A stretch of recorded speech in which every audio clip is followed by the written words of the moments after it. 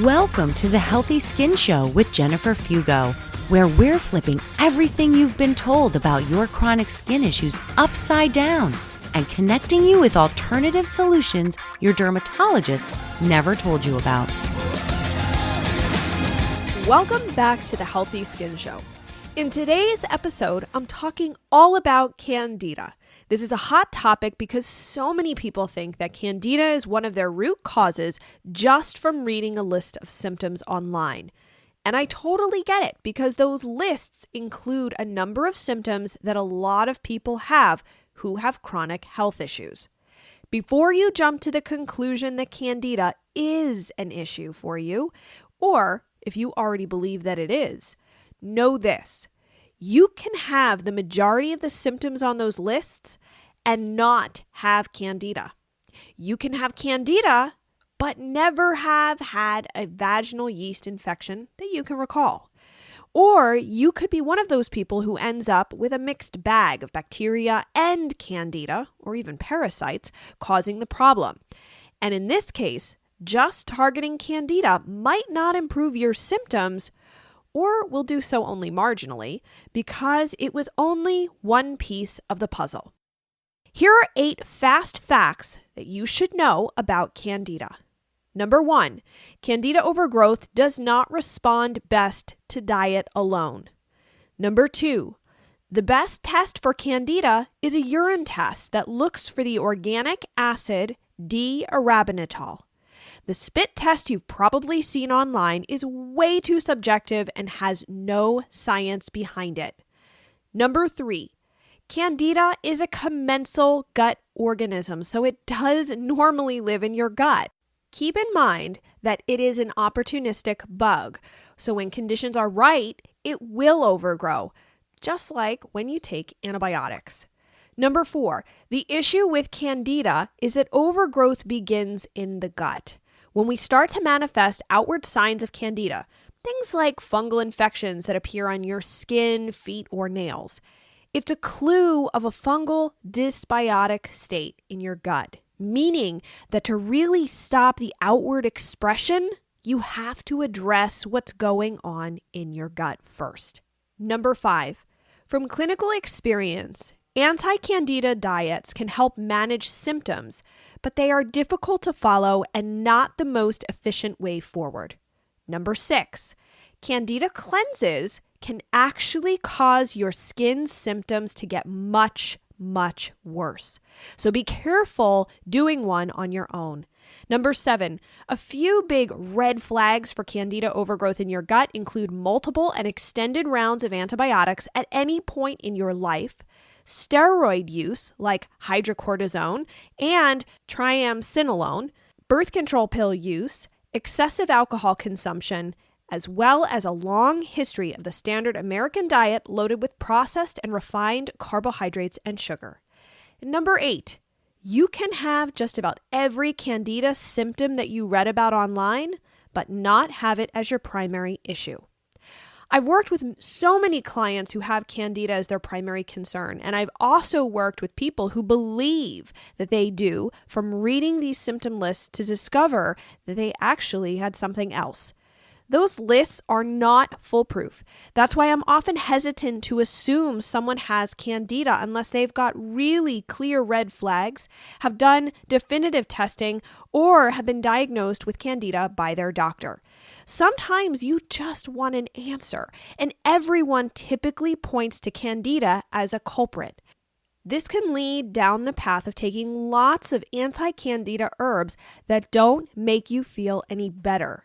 And that's why I like to have more information in front of me than just a checklist or that pointless spit test that you've probably read about online, which, as I said, has zero science to back it up and is open to lots of interpretation. In no way, guys, am I trying to minimize the symptoms and strain that Candida places on your body. The struggle is incredibly real. But the truth is, guessing isn't efficient. It's not always effective either. Think of it more like throwing a dart in the dark, hoping to hit the target. And as a cautionary word, I hear from a pretty substantial number of clients and readers who have been rather traumatized by trying Candida cleanses on their own. They found a DIY kit online that only ended up making their Candida skin rashes worse. Nothing they had tried made an improvement after the flare-up of their symptoms. And they felt such a sense of disappointment, defeat, and even blamed themselves for making everything worse. Yes, antifungal herbs can work on Candida, but keep in mind that they are powerful agents. Just because something is natural doesn't mean that there can't be side effects. We have to respect the herbs and the botanical agents that we use just as much as we wish doctors would be a little bit more cautious and judicious in prescribing antibiotics.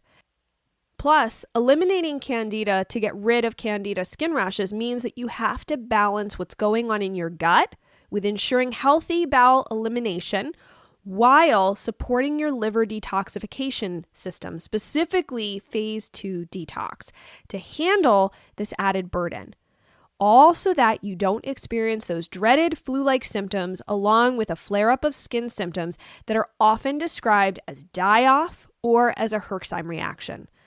I cannot stress how important it is to have healthy elimination, meaning that you poop 1 to 3 times a day and that your stools are well-formed and without any struggle to go. It also means that you do not quote-unquote detox and end up with diarrhea. That's equally irritating to your gut and costs you nutrients. Plus, it's disruptive for the good gut bugs living in your microbiome. So you've got to manage the gut cleanup, as I call it, with elimination and liver detox. And then once your symptoms subside, it's imperative to reestablish a healthy gut bug community to help manage Candida moving forward. That said, if you've had Candida for a long time and the symptoms are quite severe, as has been the case in several of my seborrheic dermatitis clients, you may have to remove all dietary yeast. This includes fermented beverages like kombucha and alcohol for quite some time, like probably at least 6 months, if not more. That would also include soy sauce, coconut aminos, vinegars, and I mean all vinegars, guys, sauerkrauts, kimchis, and even hard cheeses. If you're wondering my thoughts on the anti-Candida diet and why not to just do it, I've not found the diet alone when used with clients in my clinical practice to drive results well enough to recommend it as your sole course of action. Plus, the symptoms tend to return once the eliminated foods are reintroduced. It's not to say that the diet doesn't work, but it's really just a Band-Aid. You're managing symptoms at that point.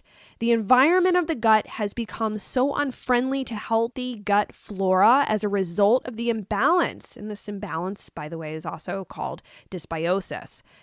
I wish the mantra of feed the good bugs and starve the bad was nearly as effective, but you have to remember that most people in our community have been dealing with health issues for a really long time. Typically, there are a number of challenges present that perpetuate the state of dysbiosis, and that's why food, or in this case diet, just isn't enough. As for those skin rashes, well, obviously living with Candida rashes and Candida itself is incredibly frustrating and embarrassing. Clients have found that topical probiotic applications that we discuss here on the blog have been helpful in rebalancing the skin's microbiome. I'll link to that post on how to do that in the show notes. And one piece to this that people don't like to hear is that chronic Candida takes time to address.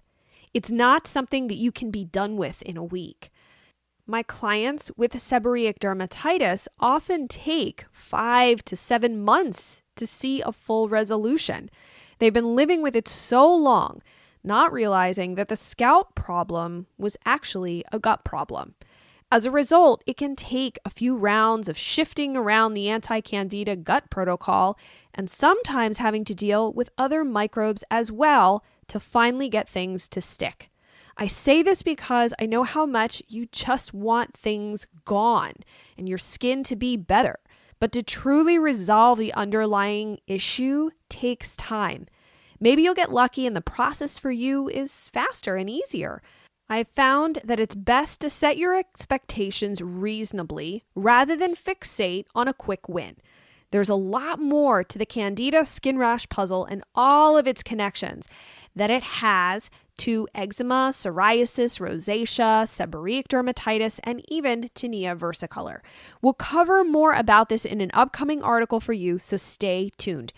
As always, I deeply appreciate you tuning in, and I'm happy to answer any questions that you might have about this episode. Simply head on over to the post and leave your experiences and questions in the comments section. And remember, share this episode and the show with someone you know who can use the support and knowledge that's here. When you share what you discover, you have the potential to change someone else's life by opening a crucial door for them on their journey. If you haven't done so yet, make sure to rate and review the podcast. Thank you guys so much for tuning in, and I look forward to seeing you in the next episode.